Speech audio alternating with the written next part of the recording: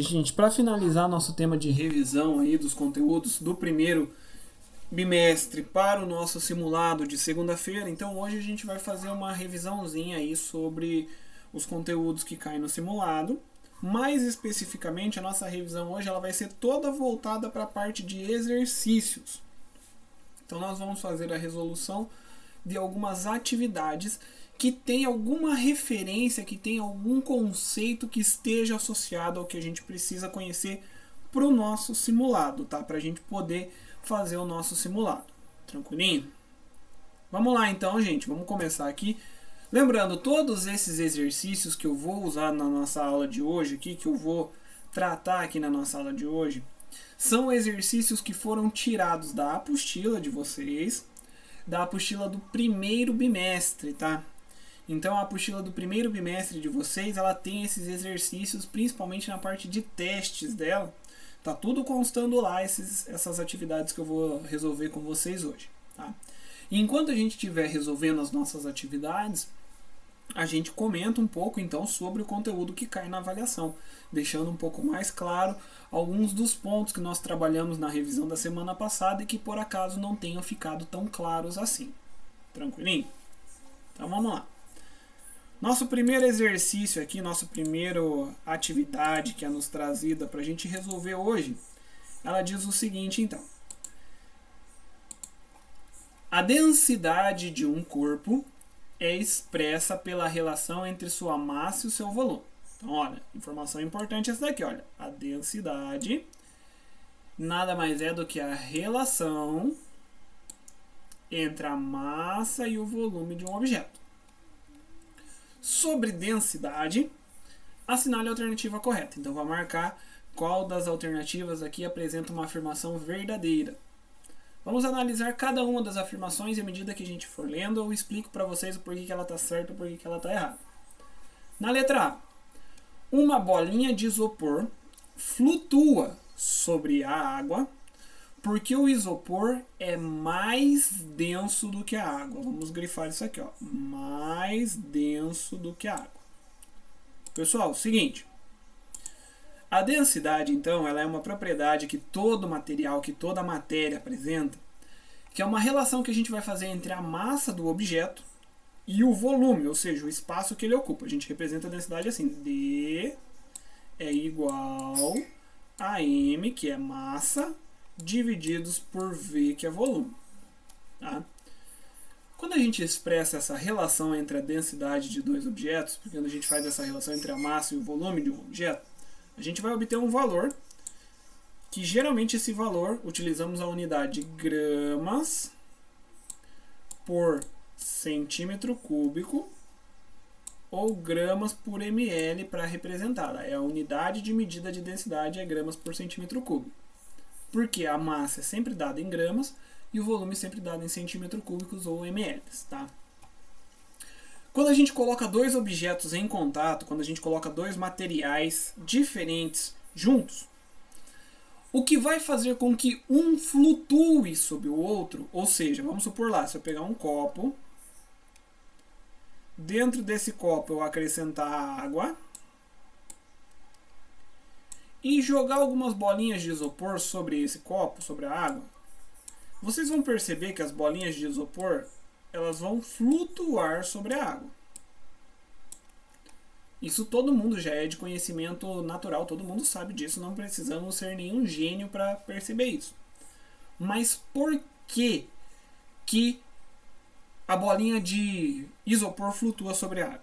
Vamos supor que eu pegue uma bolinha de isopor de 10 gramas. 10 gramas.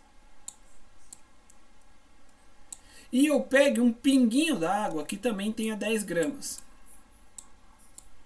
Então eu pego tanto uma bolinha de isopor e um pinguinho d'água com 10 gramas. Os dois têm a mesma massa. Se eu for comparar o tamanho, o volume ocupado pela bolinha de isopor de 10 gramas e o volume, o tamanho ocupado pelo pinguinho d'água que também tem 10 gramas, eu vou perceber que a bolinha de isopor é maior do que o pinguinho d'água. Ou seja, eu vou precisar de uma bolinha de isopor maior. Vamos fazer um desenho aqui para representar a bolinha de isopor e o pinguinho d'água. Então a bolinha de isopor ela é maior do que o pinguim d'água. As duas têm a mesma massa, que é 10 gramas. Tá? Só que o tamanho deles é diferente. No caso da água, o pinguim é menor, e no caso do isopor, a bolinha é maior.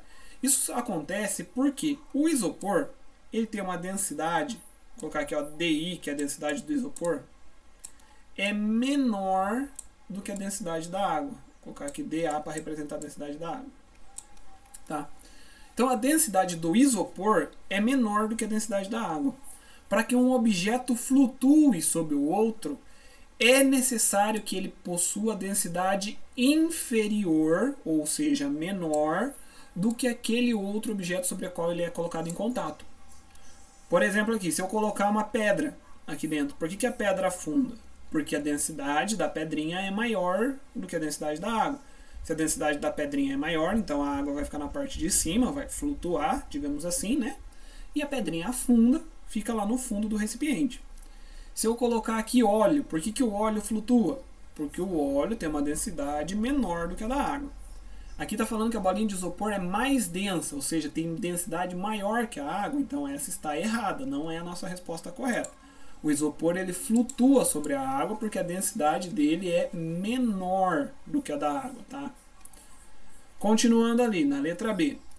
Na letra B nós temos o seguinte questionamento. 1 kg de ferro é mais pesado do que 1 kg de isopor. Olha aqui, gente.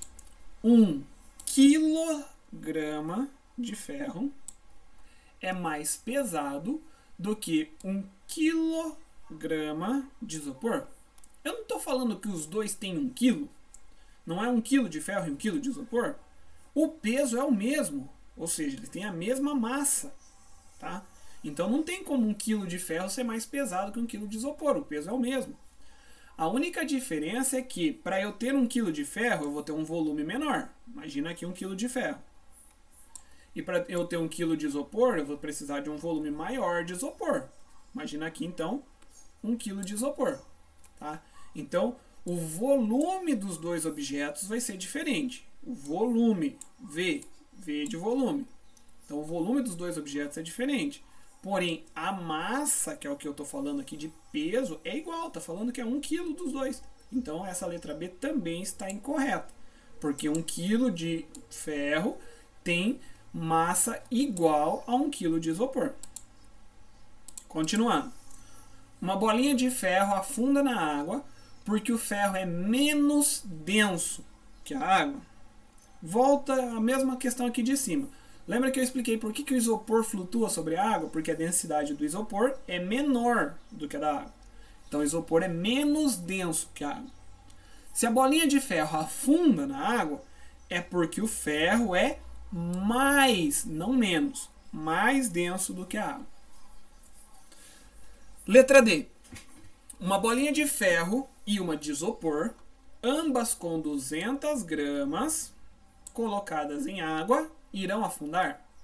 Quer dizer que se eu pegar uma bolinha de ferro de 200 gramas, colocar num copo com água, a bolinha de ferro afunda. Aí eu pegar uma bolinha de isopor, também de 200 gramas, colocar ela num copinho com água, essa bolinha de 200 gramas também vai afundar? Não, gente. Por quê? Porque o isopor ele tem uma densidade menor que a da água. Se a densidade do isopor é menor que a água, não importa qual é a massa de isopor, não importa qual é a massa da bola de isopor, pode ser 1 kg, pode ser 10 kg, pode ser 100 kg, pode ser 1000 kg. Se eu colocar ela na água, ela vai flutuar. Porque o que interfere na flutuabilidade dos corpos é a densidade e não a massa do objeto propriamente dito. Tá? Por último, uma bolinha de ferro é mais densa que uma bolinha de isopor, então aqui está a nossa proposição correta. Uma bolinha de ferro, sim, é mais densa do que uma bolinha de isopor, porque o ferro ele ocupa um espaço menor para uma mesma quantidade de massa que o isopor. Próxima questão nossa aqui. Com relação às substâncias O2, H2, H2O, Pb, CO2, O3, CaO e S. Podemos afirmar que todas são substâncias simples. Gente, o que é uma substância simples? Substância simples é aquela que é feita de um único tipo de elemento químico. Então aqui eu vou grifar em vermelho quem é substância simples. O O2 é simples, o H2 é simples, o Pb, que é o chumbo, também é simples, o O3 também é simples e o S, que é o enxofre, também é simples. Agora eu vou grifar em azul todas as substâncias que são compostas. Compostas porque elas são formadas por dois tipos de elementos químicos diferentes. Então aqui a gente tem o H2O, que é formado por hidrogênio e oxigênio, que é uma substância composta. O CO2, que é formado por carbono e oxigênio, então também é uma substância composta. E o óxido de cálcio, que é o CaO, que é formado por cálcio e oxigênio, também é uma substância composta. Então nós temos aqui 5 substâncias simples e 3 compostas. A letra A não pode ser, porque ele fala que todas são substâncias simples. Depois falando aqui, somente H2O, água, enxofre e oxigênio são substâncias simples. O enxofre e o oxigênio, sim, são substâncias simples. Agora a água não. A água é composta, como a gente já falou aqui. C. Todas são substâncias compostas? Já vimos que tem 5 simples e 3 compostas, então também não pode ser a letra C. Na letra D, somente CO2, CaO e S8, que é o enxofre, são substâncias compostas. Novamente, CO2 e CaO são substâncias compostas, porque a gente grifou elas aqui em azul. Mas o S8 é uma substância simples, o enxofre é uma substância simples. Então não é a letra D também.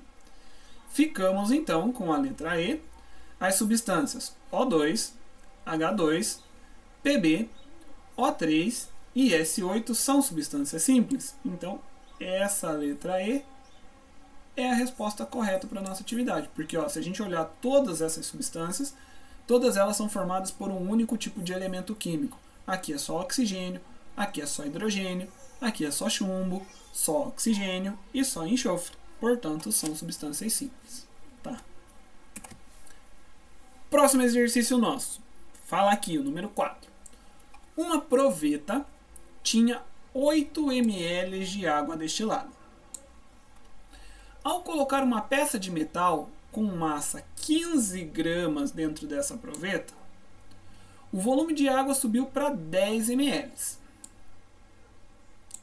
Qual a densidade do metal em gramas por mililitro? Então, aqui mais uma questão que envolve densidade. Gente, lembra que densidade, que eu represento pela letra D, é uma relação entre a massa de um objeto e o volume por ele ocupado. Então, densidade é igual a massa divididos por volume. Eu tinha uma proveta, que é um recipiente que a gente usa em laboratório, que é tipo um copinho bem fininho e alto. Tem uma proveta. Eu coloquei dentro dessa proveta uma quantidade de 8 ml de água. Só 8 ml de água. Então é o que tinha aqui dentro da minha proveta. Aí depois eu coloquei dentro dessa minha proveta, eu coloquei uma pecinha de metal. Deixa eu fazer a pecinha de metal no fundo da proveta, porque provavelmente esse metal vai afundar, né? Já que a densidade dele vai ser maior que a da água. Mas enfim, vamos colocar então aqui a pecinha de metal, ela veio parar aqui no fundo do nosso copo. Coloquei aqui uma pecinha de metal. E quando eu coloquei essa pecinha de metal dentro da minha proveta com água, o meu volume de água mudou de 8, ele passou para 10 ml. É isso que está dizendo ali no nosso enunciado. A pergunta é, qual a densidade do metal aqui em questão, desse metal aqui, em gramas por mililitro? Como que a gente vai calcular a densidade do metal? A gente precisa da massa do metal e do volume dele. Tá? Então, a densidade do metal, D, é igual. Massa do metal, fala aqui, ó. A massa dele, 15 gramas. Então, vamos colocar aqui, 15 gramas. dividido por V, que é o volume do metal. Como que eu vou saber qual é o volume do metal, gente? Quando tinha só água, o volume de água era 8 ml. Depois que eu coloquei um metal dentro da água, o volume mudou para 10. Eu não coloquei mais água aqui dentro. A única coisa nova que eu acrescentei foi a pecinha de metal. Então, essa diferença entre o volume sem nada, só água, e o volume depois que eu coloquei a pecinha, é o volume do metal.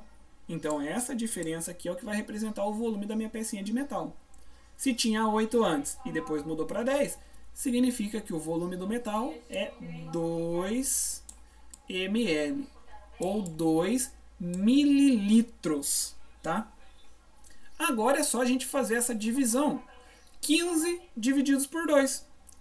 15 gramas divididos por 2 ml, a gente vai encontrar que a densidade do metal ali em gramas por mililitros é de 7,5 gramas por mililitro. Essa é a resposta do exercício número 4. 7,5 gramas por mililitro, como a gente calculou aqui no nosso exercício. Volto a ressaltar, gente, densidade e relação entre massa e volume. É só colocar o valor da massa em gramas, o do volume em ml e fazer a divisão entre esses dois. Assim a gente consegue obter, a gente consegue determinar a densidade de um material. Tá? Vamos lá. Próximo exercício aqui temos o número 8. Ali diz assim: considerando-se a seguinte reação química, que é essa daqui, C mais H2O, formando CO mais H2. Entre os reagentes e os produtos estão presentes substâncias simples e compostas. Então vamos ver aqui, quem é simples? Mais uma vez, pessoal, o que é uma substância simples? Substância simples é aquela que é formada por um único tipo de elemento químico. Nós temos aqui, por exemplo, o carbono é uma substância simples, porque ele é formado só por carbono. E o H2 também é uma substância simples, porque ele é formado só por hidrogênio. Agora, o H2O, que é a água, ele é formado por hidrogênio e oxigênio. Portanto, ele não é uma substância simples, ele é uma substância composta. A mesma coisa vale aqui para o CO. O CO, que é o monóxido de carbono, ele é formado por um átomo de carbono e um átomo de oxigênio. São dois elementos químicos diferentes, portanto, também é uma substância composta, tá? Então, o que a gente tem aqui? Nós temos duas substâncias simples, que é o carbono e o hidrogênio, e duas substâncias compostas, que são a água e o monóxido de carbono. Então, analisando aqui, ele fala, letra A, tem duas substâncias simples e duas compostas. Matamos a charada aqui, já sabemos que é a letra A. Não pode ser a letra B, porque fala uma simples e três compostas. Não pode ser a C, 3 simples e uma composta. Não pode ser o D, 4 simples e nem o E, 4 compostas. Então, só ficamos com a resposta da letra A. Lembrando, mais uma vez, substância simples é aquela formada por um único tipo de elemento químico. Composta, aquela formada por dois ou mais tipos de elementos químicos. Próximo exercício nosso aqui. Diz assim: diamante e grafite são sólidos covalentes, formados por um único tipo de elemento químico, o carbono, embora apresentem propriedades distintas. Vamos grifar essa informação aqui, ó. Formados por um único tipo de elemento químico, no caso, o carbono. Por exemplo, o diamante é duro, não é condutor elétrico, enquanto o grafite é mole e apresenta condutividade elétrica, sendo por isso utilizado em fornos elétricos. As diferentes propriedades evidenciadas nesses sólidos devem-se ao fato de... Então vamos analisar aqui. Primeira coisa, fala aqui que diamante e grafite são feitos da mesma coisa, do mesmo elemento químico, que é o carbono. Portanto, eu chamo o diamante e o grafite, já que eles são duas substâncias simples formadas por uma mesma coisa, que é o carbono, eu digo que o diamante e o grafite, eles são variedades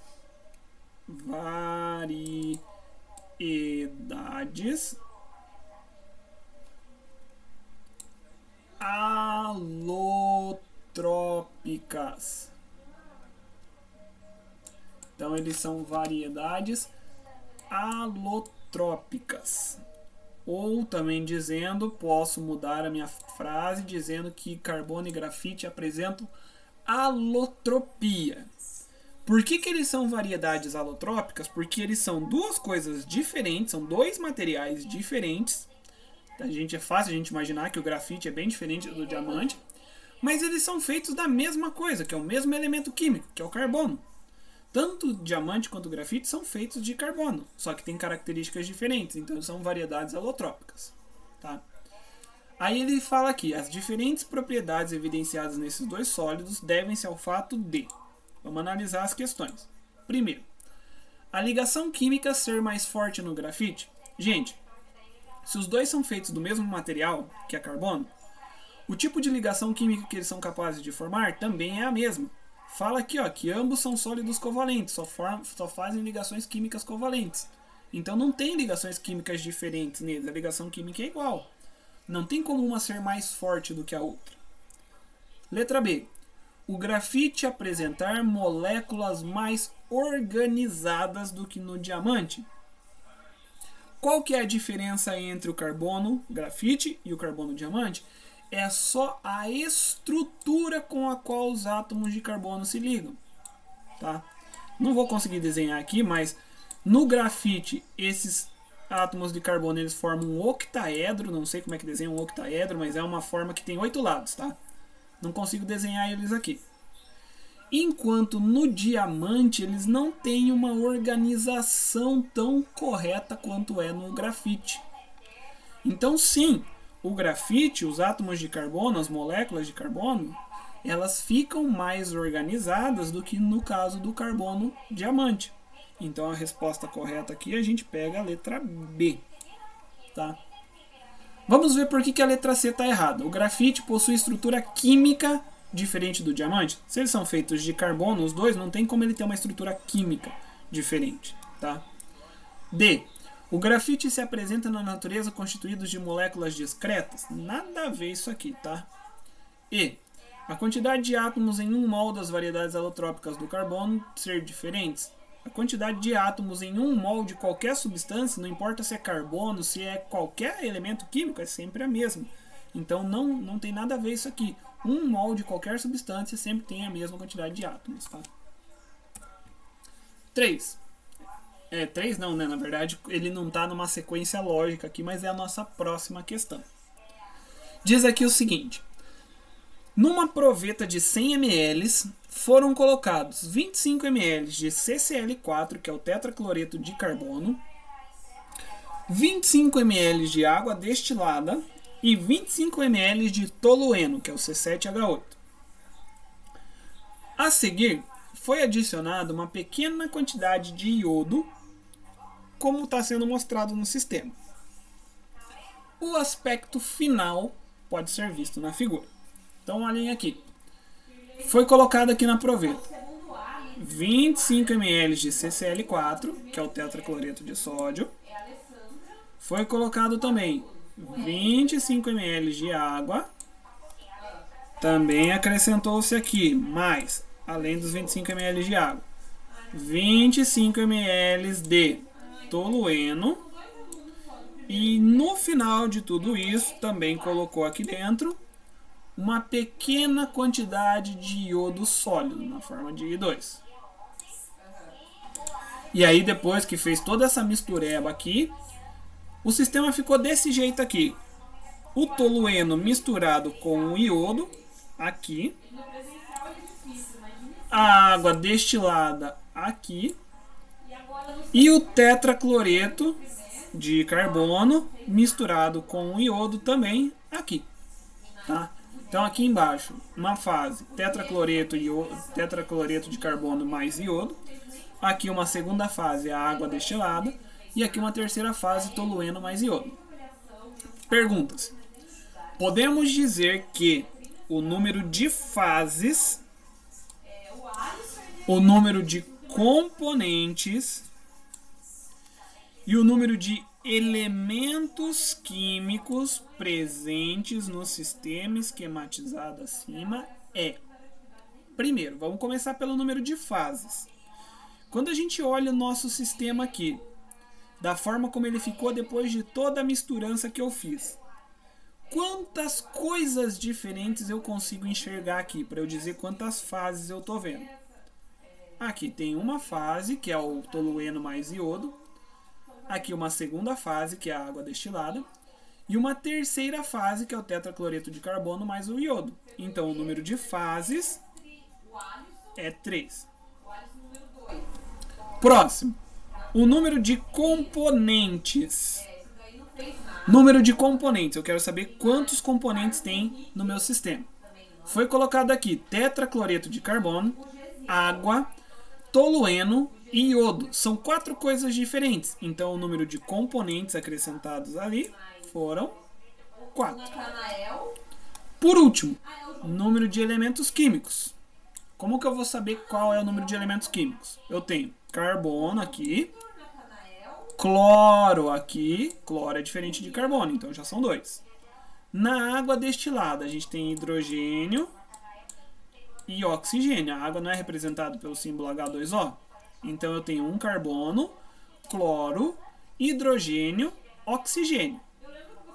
No tolueno tem carbono e hidrogênio, mas a gente já falou carbono aqui no tetracloreto e já falou hidrogênio aqui na água. E por último tem o iodo, que é representado pela letra I, que é mais um elemento químico. Então os elementos químicos são carbono, hidrogênio, cloro, oxigênio e iodo. Portanto, tenho 5 elementos químicos diferentes. Tá? Então, se a gente analisar as nossas respostas aqui, ele quer exatamente nessa ordem: 3 fases, 4 componentes e 5 elementos químicos. Portanto, a resposta correta é letra A. 3 fases, 4 componentes, 5 elementos químicos. Próximo exercício nosso. São dadas as seguintes informações relativas aos átomos X, Y e Z. Então, o átomo X, ele é isóbaro do Y e ele é isótono do Z. Então, são 3 átomos, X, Y e Z. O X, vamos grifar ali essa informação. O X, ele é isóbaro de Y. E ele também é, ao mesmo tempo, o X também é isótono do Z. O Y tem número atômico 56. Então, se o Y tem número atômico 56, vamos escrever aqui embaixo dele. Ó. Número atômico a gente sempre representa aqui embaixo do símbolo. Colocamos aqui, 56. Fala que ele tem também número de massa 137. O número de massa a gente escreve aqui em cima. Ó, 137. E ainda fala que ele é isótopo do elemento químico Z. Vamos grifar isso ali também. Vamos grifar ali que ele é isótopo do elemento químico Z. Na terceira afirmação ali diz assim: o número de massa do Z é 138. Então, vamos colocar aqui 138, que é o número de massa do Z. Tá? Aí pergunta-se o seguinte: o número atômico do átomo X é... Então, eu quero saber qual é o número atômico do átomo X. Como que eu vou encontrar isso? Como que eu vou chegar até o número atômico do átomo X? nós vamos utilizar essas informações que estão grifadas aqui, que são as relações atômicas, ou seja, as relações entre átomos diferentes. O que são átomos isóbaros? Quando eu digo que dois átomos eles são isóbaros, eu estou dizendo que esses dois átomos têm o mesmo valor de massa. A massa, o número de massa desses dois elementos químicos é o mesmo. Então, X é isóbaro do Y. O Y, a massa é 137. Então, no X, a massa também vai ser 137. Porque eles são isóbaros, eles têm massas iguais. Aí, continuando, ele fala aqui que o X também é isótono do Z. Se ele é isótono do Z, quer dizer que X e Z têm a mesma quantidade de nêutrons. Dois elementos químicos que são isótonos são elementos químicos que têm a mesma quantidade de nêutrons. Tá? Já vamos ver o quanto de nêutron cada um deles tem. Outra informação que também é dada aqui para nós fala que o Y ele é isótopo do Z. Se ele é isótopo do Z, significa que dois átomos que são isótopos quer dizer que eles têm o mesmo número atômico. O número atômico para esses dois átomos é igual. Então, se o número atômico do Y é 56 e ele é isótopo do Z, o Z também tem número atômico 56. Tá? Agora, o que a gente precisa fazer? Nós precisamos encontrar a quantidade de nêutrons do átomo Z. No caso, os átomos, a quantidade de nêutrons do átomo Z é igual à quantidade de nêutrons do átomo X. Como que eu vou descobrir quantos nêutrons o Z tem? A gente usa a fórmula para descobrir a massa de um elemento químico, que é A, que significa o número de massa do elemento químico, é igual a Z, Z é o número atômico, mais N. N é a quantidade de nêutrons. A, que é a massa do átomo Z, é 138. Então, vamos colocar no lugar do A, a gente coloca aqui 138. Igual. Z do átomo Z, número atômico do átomo Z é 56. Então, vamos colocar aqui 56. Mais N, que é a quantidade de nêutrons. N eu não sei quanto é, vou repetir o N aqui, porque eu quero descobrir esse valor de N. Agora a gente vai usar aqui uma ajuda da matemática, dos conhecimentos que vocês aprendem em matemática. Tenho aqui número e letra, e eu quero deixar só a letra. Então vou ter que tirar o número daqui. Para eu tirar esse número daqui, eu vou passar ele para o outro lado da equação, junto com o 138, só que com o sinal contrário. Aqui o sinal dele é positivo, porque não está aparecendo sinal nenhum na frente dele. Então ele vai passar para o outro lado da nossa equação com o sinal contrário, que é negativo. Então vai ficar N igual 138. O 56 passa para o lado de cá, só que com o sinal contrário, que é negativo. Então, menos 56. Se a gente fizer 138 menos 56, nosso valor de N vai dar... Então, aqui 8 menos 6 dá 2. 13 menos 5 dá 8. Tá? Então, 82 é o valor do nosso N. Quantos nêutrons o átomo Z tem? O Z tem 82 nêutrons. 82 nêutrons, 56 prótons, que é o número atômico, somando os dois dá a massa, que é 138. Tá? Agora aqui, continuando. Me disse aqui no início que o X é isótono do Z. Então ele tem a mesma quantidade de nêutrons, que é 82. Tá? Então, o Z tem 82 nêutrons e o X também, porque os dois são isótonos. Mas a pergunta é, qual é o número atômico atômico do X. Para eu descobrir o número atômico do X, vou aplicar a mesma fórmula que eu usei aqui, só que agora para o átomo X. A é igual a Z mais N. A é o número de massa, Z é o número atômico, N é o número de nêutrons. O A é 137, que é a massa do elemento químico X. É igual. Z, que é o número atômico, eu não sei, eu estou procurando, então vou repetir o Z. Mais N, que é o número de nêutrons. Eu já descobri aqui que o número de nêutrons do elemento químico Z é 82. E como o Z é isótono do X, então o X também tem 82 nêutrons. Então o valor do N aqui é 82. Mesma coisa. O Z aqui, o 82, ele está com sinal positivo. Eu quero deixar o Z sozinho, então vou passar o 82 para o lado oposto da equação com sinal contrário. Então vai ficar Z é igual a 137 menos 82. Vamos encontrar que o nosso valor de Z, 137 menos 82, dá 55. Tá? E essa daqui é a nossa resposta. Então, o número atômico aqui do elemento químico X,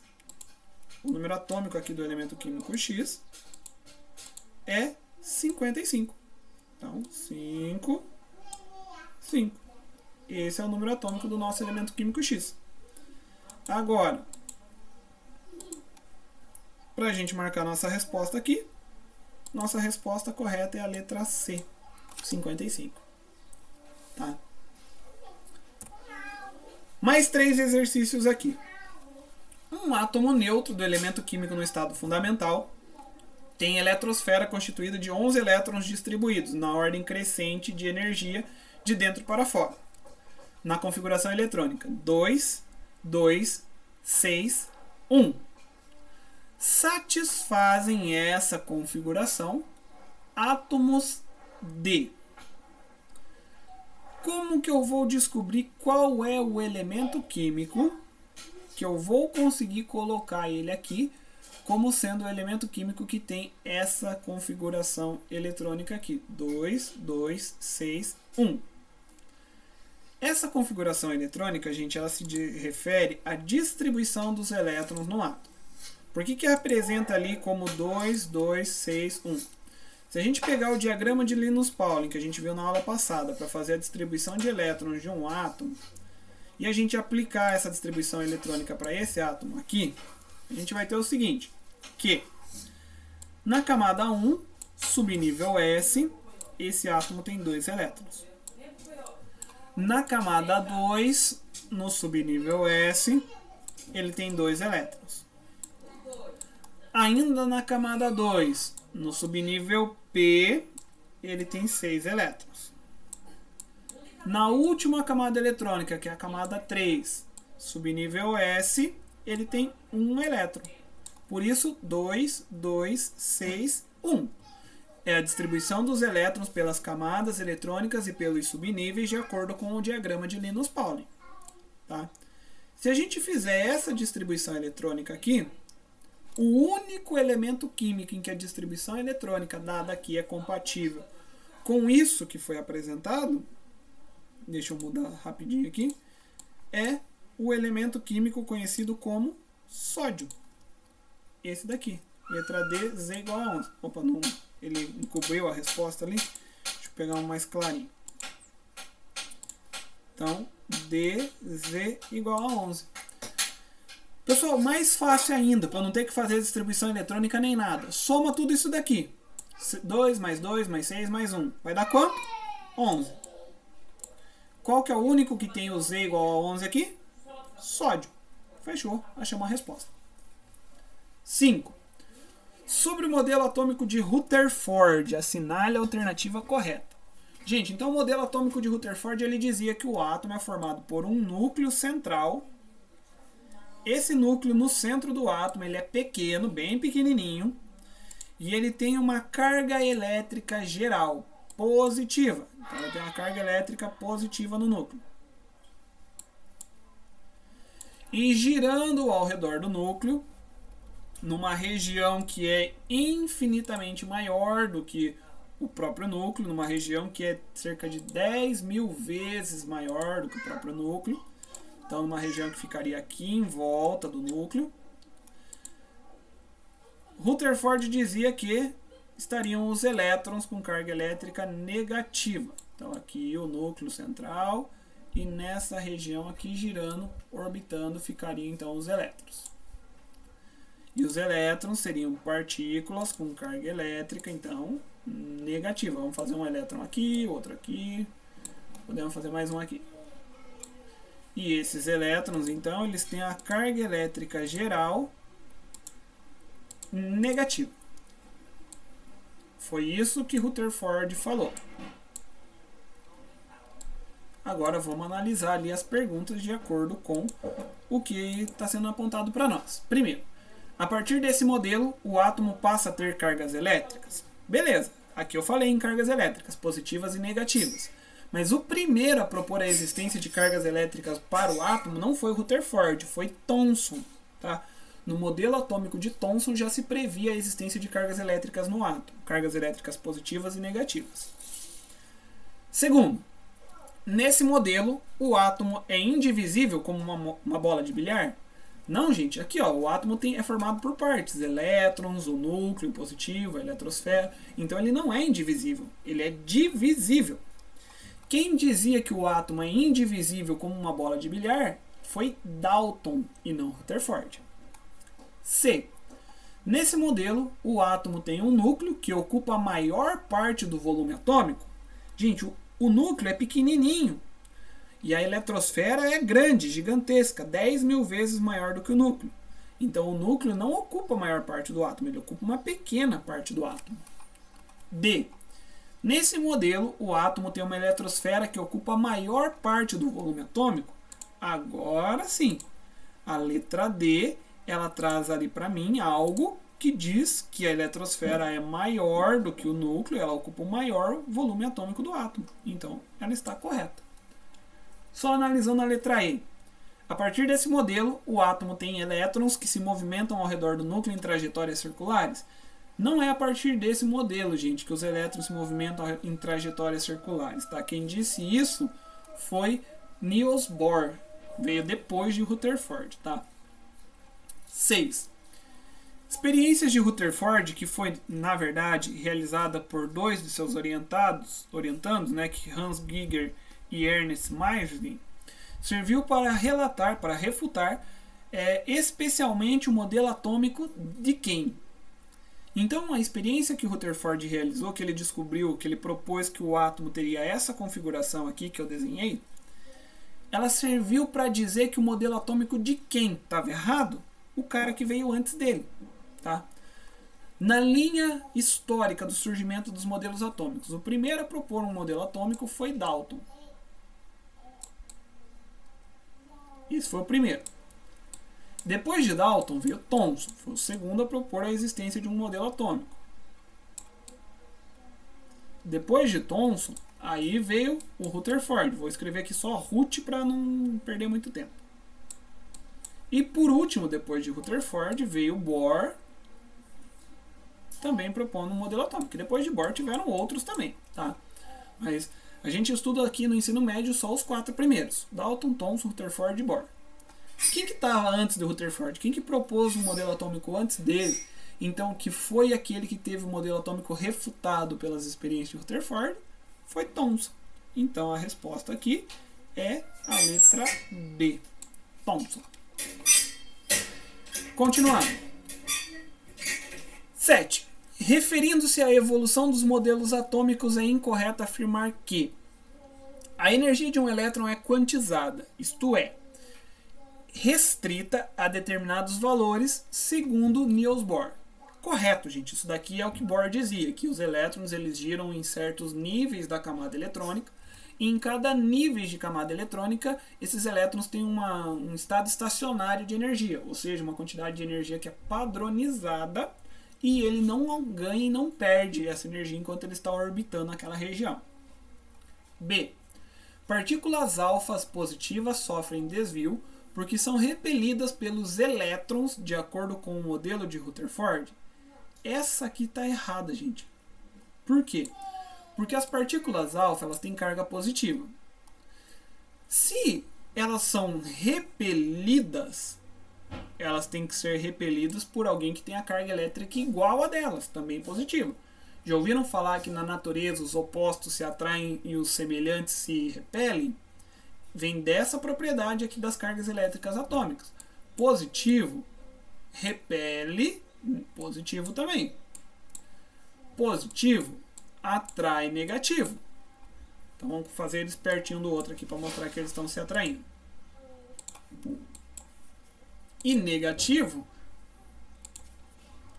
também repele negativo. Significa então para que duas partículas elas possam se repelir, como está falando aqui, ó, elas têm que ter a mesma carga. Se as partículas alfa têm carga positiva, para que elas fossem repelidas, elas teriam que ser repelidas por alguém também de carga positiva. Só que os elétrons têm carga negativa. Então elas não podem repelir as partículas alfa de carga positiva. Tudo bem? Então já sabemos que a errada é a letra B, porque quem é positivo só é repelido por quem também é positivo. Tá? 8. O modelo atômico de Rutherford, proposto em 1911, contribuiu para o conhecimento do modelo atômico atual. Considerando as propostas de Rutherford, analise as questões abaixo e marque aquela que é incorreta. Tá? Então vamos analisar as questões e ver aquela que é incorreta. Diz aqui: o átomo é constituído de núcleo e eletrosfera. Lembra que eu desenhei aqui atrás, no modelo de Rutherford? Essa região pequenininha é o núcleo e toda essa região verde é a eletrosfera. Então isso foi o que o Rutherford falou, tá certo? B. A carga negativa do átomo está confinada ao núcleo. Gente, olha aqui. Que carga que eu desenhei aqui no núcleo? Se eu fiz um maisinho aqui, é porque a carga do núcleo ela é positiva. E aqui eu fiz risquinhos de menos na eletrosfera, porque a carga elétrica dos elétrons na eletrosfera é negativa. Então, a carga negativa do átomo está confinada no núcleo? Não, isso está errado. Então, a letra B aqui é quem está errado. Se eu fosse corrigir essa letra B, eu colocaria assim: a carga positiva do átomo está confinada no núcleo. As demais estão corretas, a gente não precisa mais continuar com elas. O núcleo contém quase toda a massa do átomo, isso é verdade, o núcleo ele é muito denso, toda a massa do átomo está confinada no núcleo. Os elétrons se situam na eletrosfera em região de baixa densidade. Sim, a eletrosfera ela é muito grande, tem peso pequeno, portanto ela tem baixa densidade. Próximo aqui, o modelo atômico de Rutherford não inclui especificamente nêutrons, núcleo, próton e elétron. Primeiro, o modelo atômico de Rutherford diz que existe núcleo, diz que existe elétron. E se o núcleo tem carga elétrica positiva, ele também propõe a existência dos prótons, que são as substâncias, as partículas com carga elétrica positiva. Então, a única coisa que não tem no modelo de Rutherford são os nêutrons, que foram descobertos depois, em outro momento, tá? Mais para frente da proposição de Rutherford.